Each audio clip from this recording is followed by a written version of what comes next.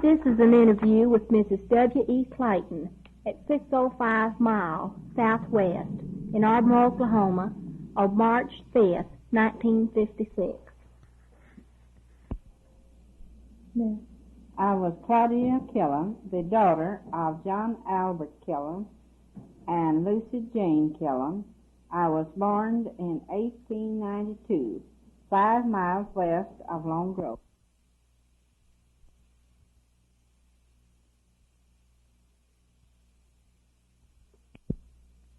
And was reared in that area, is that how you say it? For till I was about, practically all of my life, till I was about 30 years old. And then we moved on further towards Plainview and stayed there about 15 years. And then to Ardmore and been here ever since. Mrs. Clayton, how many members were there in your family? There was 8 children, 3 sisters and 4 brothers, my mother and father. What was your life at home like? Well, it was just a plain country life. We had everything very plain. We was kind of a poor family, what you would call it in them days. Everybody went on that order. Would you care to describe the home for me? Well, our homes in them days was log houses with nearly all of them had side rooms and fireplaces, and we got our water mostly from wells or springs. And we went in the country, we had tanks that we washed out of most of the time, from a quarter to sometimes we went half mile to wash, just out to a big tank, and had our wash pots. Go out, had us a walking log, and we'd go out there and dip our water up, tear it out, make our fire around our old-fashioned pot, wash, hang out our clothes on brush piles. And maybe the folks of our mothers, and they'll all be at home, and me and a sister or cousin or somebody be out washing. Did you do any of the cooking, helping your mother in cooking and all? Yes, I did quite a bit of cooking. My mother worked in the field, and I was the oldest child, and I would do the cooking most of the time, and all the milking. I've milked cows ever since I was 7 years old. What type of food did you fix back then? Well, sometimes we were scarce of wood, and when we didn't have our wood in, and it's bad weather, we'd cook on the fireplace, and we had one of those old, what do you call them? Skillets with a lid on them. And you put that on you'd make you a big fire, and you'd have your coals, and you'd set that on there, and get it hot, and then put your sweet potatoes in there and bake them. Put your lid on there and put coals on top of that, and you bake your sweet potatoes. And then we'd take them up, and we'd bake our cornbread. And we'd have our butter and milk. It would be mostly our meals in the winter, things like that. Did you keep large gardens to have things through the winter? No, we just did have a season garden in the spring, and we didn't can much.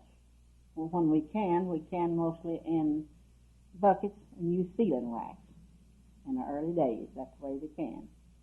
And I remember my mother used to make jelly and used snuff. We didn't have snuff glasses then. They had bottles with a little lid, and they'd make grape jelly. We'd gather our wild grapes and berries and make our jellies for our winter. And that's the way we put them up, put a little lid on there and put sealing wax on. And that's the way we canned. And in the fall, we'd have a little fall garden. But we didn't can much of anything on the jellies and things like that. And we made our own syrup. And we put our turnips up in the heel. We'd take corn stalks and make a great big frame, dig it down a little bit, and then we'd put our potatoes in there, sweet potatoes, and put corn stalks over top of them. We'd throw sand in there first, white dry sand. Then we'd put corn stalks over that, and then we'd put a little dirt and ducking over them. And that's the way we would bank our sweet potatoes and turnips for our winter. And we also put our collards up that way. We'd dig a hole and we'd put collard plants down in there and just bring them all together, and they'd just grow in there all winter. We'd just go break them off and cook collards for greens. And that's the way my mother kept her greens in the wintertime.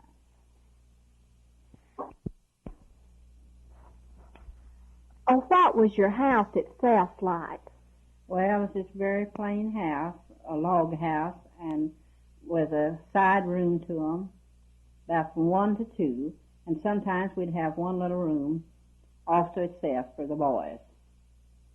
And our furniture was very plain. We'd have a dresser. They used to have the old-time dressers with a marble top, and some of them were, and just bedsteads. And we had washstands them days that we kept a big bowl sitting on to use for our wash basin. And had to have a rack over it with the towels hanging over it. And that's about, and our cook stoves was wood stoves, and a table, and we had safes. They don't use them now, but there's old-timey big safes with apartments and 2 under shelves and about 3 in the top for our dishes.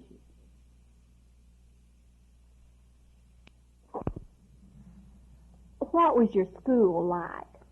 Well, the schools in them days was subscription schools, and the first school I ever went to was at Cheek, Oklahoma.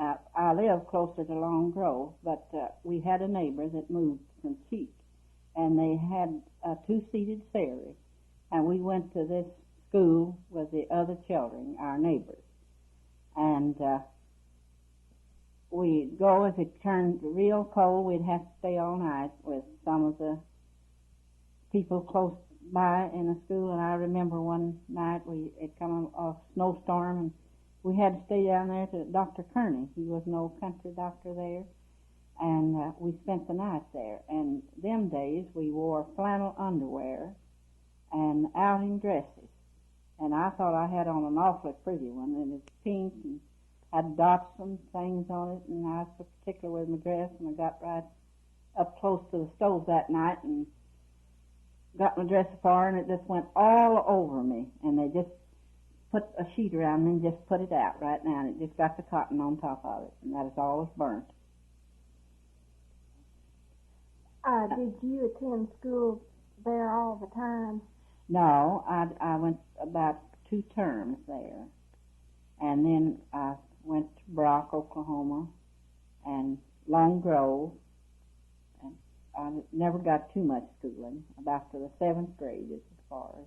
Well, we didn't have 7th grades them days. You went to the 5th reader, I think it was, and then they called it history, as well as I remember. Can you remember any of the subjects?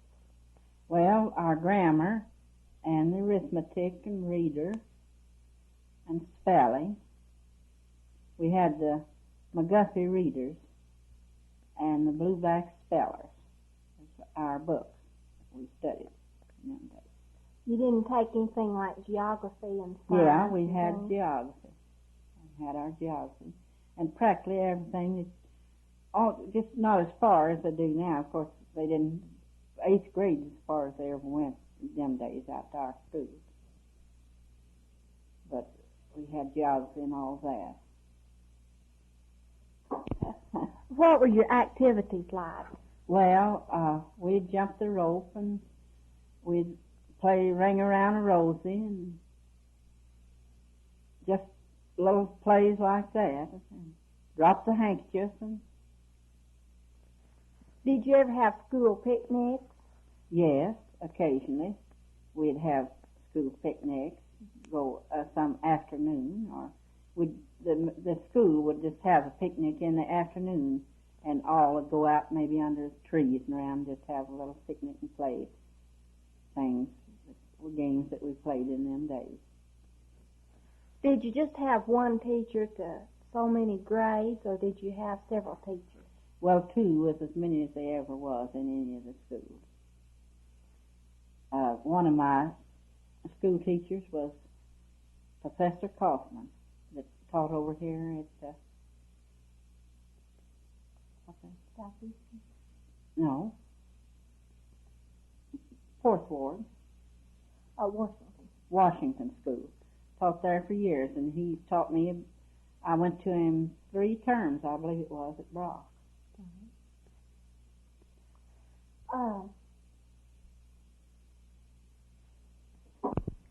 Did you take your lunches to school? Yes, we taken our lunches to school every day. We would take biscuit and ham, put a piece of ham between our biscuits and a baked potato, and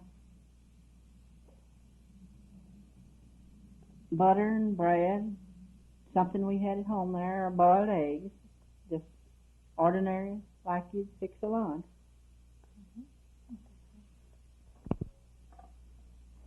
How did you go to school? Well, we walked when it was not too bad, and we'd walk about 3 miles to school. Sometimes 4, but most of the time it'd be about 3 miles. And if it's snowing too cold, why, some neighbor would take his team and hitch up the wagon and take all the neighborhood children in the wagon. What was your weather like then? Was it like it is now? Just about like it is now, only it was colder. We had awfully bad cold weather then. We'd have snow that'd stay on the ground for 3 or 4 weeks at a time. Did that interfere with your schooling? Sometimes we wouldn't be able to get to school. But we had school so very little, we always tried to make every day count. Well, what about your summer weather? Did it get real hot in the summers? Well, not too hot, just about like it is now. Sometimes it was just fair weather, and sometimes it was different. Well, living out on the country like that, I'm sure you had creeks running by. Did you have an old swimming hole? Yes, we always had a swimming hole, and if we didn't have a creek that had a swimming hole, we always had tanks that we went in swimming all the time. Did you come into town very often and shop? Well, not too often. Sometimes it's owing to the weather. If it was in the summer, spring, I always come to town with my grandfather for my mother. He would come and bring his eggs and get his supply, and I did the shopping for my mother and family ever since I was about 7 years old. We'd come in a wagon, and we'd come 20 and 25 miles to town, and we'd make it here and get all of our groceries, and we bought groceries from Mansfield and the Brady groceries years ago, and I'll bring me a little slip of paper with everything that my mother sent after would be down on that, and I'd do my shopping while my grandfather did his shopping. Did you do all this in one day, or did you have to take 2 days for it? We'd do that in one day, and when we'd do our shopping and sell the eggs and things that he would bring into town, we'd go get our lunch. We'd get cheese and crackers and barbecue and bread and pickles, got them out of a barrel, and then we'd stop out on some creek under a shade when we start home and eat our lunch. Oh. What were the stores like?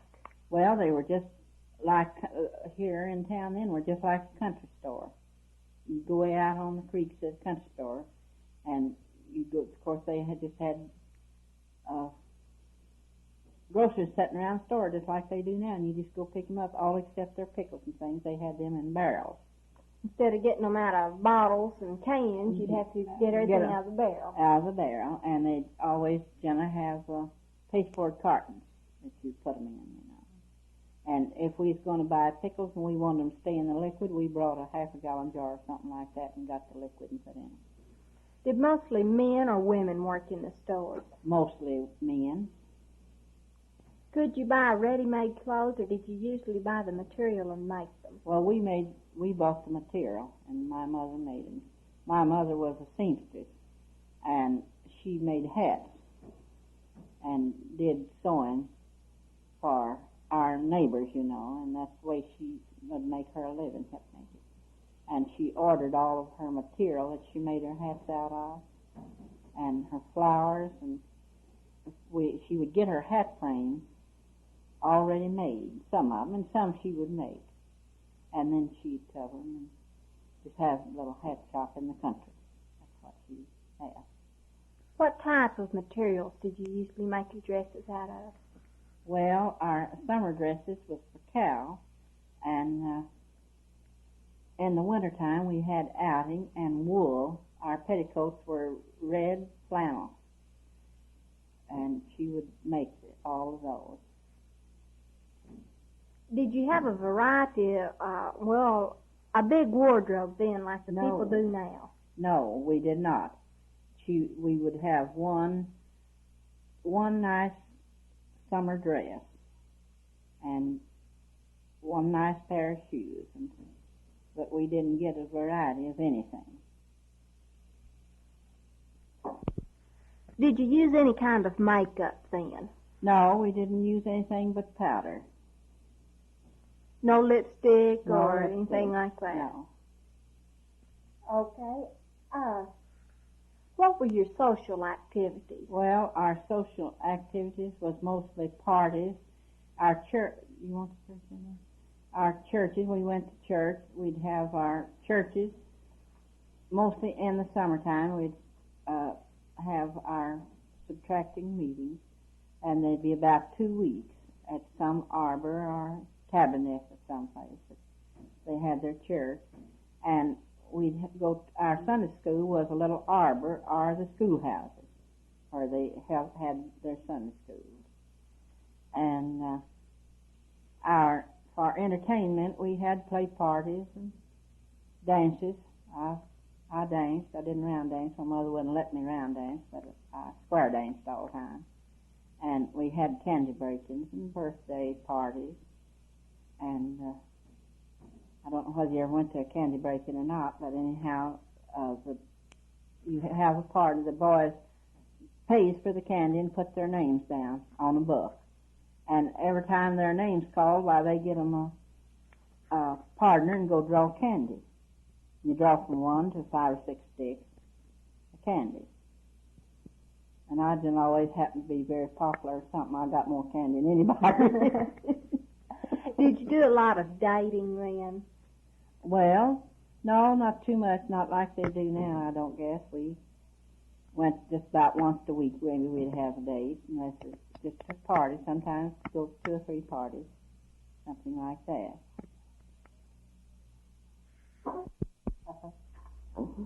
Did you ever attend any political rallies?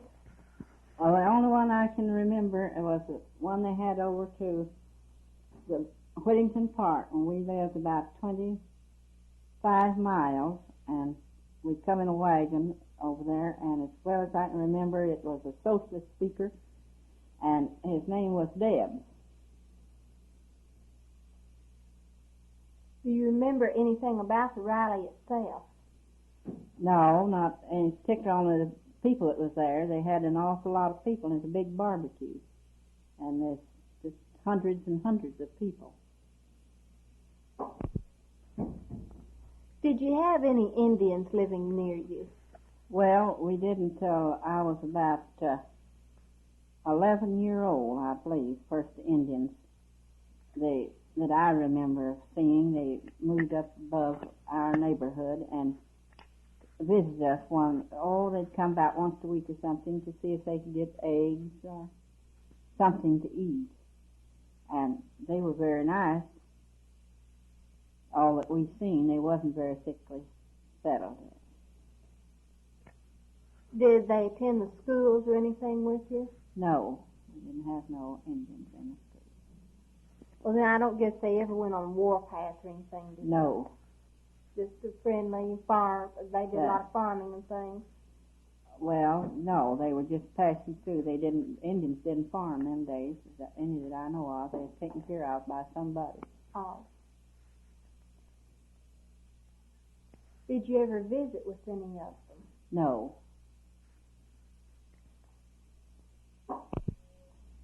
Did you ever attend any horse races? Well, all the races I ever remember attending was, they had a little racetrack between Long Grove and Turkey Prairie, and it was run by Cy Love.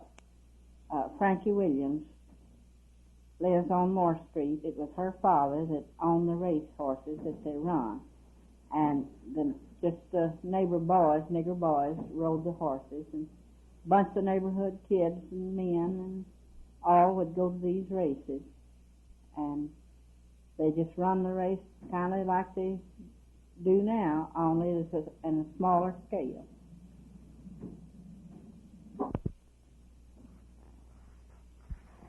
What was a typical day in the home like? Well, it was just a plain country life. We did the same thing every day, get up and clean the house up, wash dishes and cook and sweep, and maybe we'd go spend the day with a neighbor. A neighbor would come spend the day with us. Did you get up early and go to bed early? Yeah, we generally always got up about 6:30 every morning and went to bed every night before 9 o'clock. Did you ever pick cotton or anything? Yes, we picked cotton. I never was a very good cotton picker, but my mother taking us out there just the same every day when the cotton was ready to be picked. Okay. What did you do to amuse yourself when you weren't working? Well, my brother and sister, there's 2 brothers and 2 sisters. I was about the same age, and we hunted a lot, and we played on the creeks. We would hunt squirrels, and we'd get squirrels. Sometimes we'd come in as many as 5 or 6 or 7 squirrels. And all the time we was playing, we had big grape vines over the creeks that we used to swing in. We'd swing from bank to bank. And then we had places on these creeks that we scooted down into a sand bed, just go right down, see if we could go further. And maybe before we started off on our hunting trip, we'd go to if we didn't have popcorn, we'd go to the crib and get big field corn and bake it in the stove, pop it, put butter on it, and salt it, and fix us a great big stack of it, and we'd take it and go to the creek and stay, maybe all day. And that'd be our lunch, and we'd take a jar of water and eat popcorn and play in the sand and swing on our crepe vines, and then we'd take the dogs and go hunt a while. A while ago when we were talking about you going into town and getting your supplies, how did you keep your milk and things cold? Well, we would have a 5-gallon can, and my mother would fix where it'd be steady, and she'd put 4 ropes around the top and then fix one at the top all the time where we wouldn't be sure to not spill any milk in the well. And early in the morning we'd churned and we'd fix our butter and our buttermilk and our morning's milk in this can and put it in the well. And it would be over one side away from the well bucket and let it go right against just touch the water as far as it went down. And at noontime, one of the children, some of us would go pull that up, and we'd bring our butter and milk to the house, what we used, and then put the balance down in the well for our night meal. And that's the way we kept our milk cold. And we had real good milk and butter all the time. You never had to worry about the milk souring on No. it. It always stayed good and cool. Always stayed sweet from morning till night. Anything. Do you remember anything about the day that Oklahoma became a state? Yes, that was the year that I was married, 1907. I'll always remember that. Can you remember anything about statehood itself? I mean, were there a lot of celebrations and all on statehood day? Not in our neighborhood, there wasn't. It was just we didn't get any news. We didn't have any radios or anything that way. We didn't know anything until we got the paper. And we didn't get paper about once a week. So in your neighborhood, then the day Oklahoma became a state, it was just another day. It was just another day. We'd hear the men, older men talking, you know, what was taking place, and that's all we knew. Was married the 4th of July. This being the year that you got married, maybe you could tell us a little bit about what the weddings and all were like. Well, the weddings were very plain in them days, like all other times. The morning that I was married, on July the 4th, Mr. Clayton had a team of mares and put them to the wagon and come up there, and we got in the wagon and went to Parson Smith's home between Turkey Prairie and Bunker Hill, and was married at Parson Smith's home. That will be 49 years, the 4th of this July. And we came back home and had our little neighborhood dinner there. My aunts and uncles and cousins was at the house, and I stayed at my mother's house that night, and next day we went to our little home where we were going to live, a little log house with a side room to it. Made the kitchen and the living room and bedroom was all together, and we began our life together. And this July will make it 49 years. Then the year 1907 must have really been important to you, because it was the year that you got married and also the year that Oklahoma became a state. This was an interview by Ann Myers, senior in Ardmore High School of the school term 1955-56.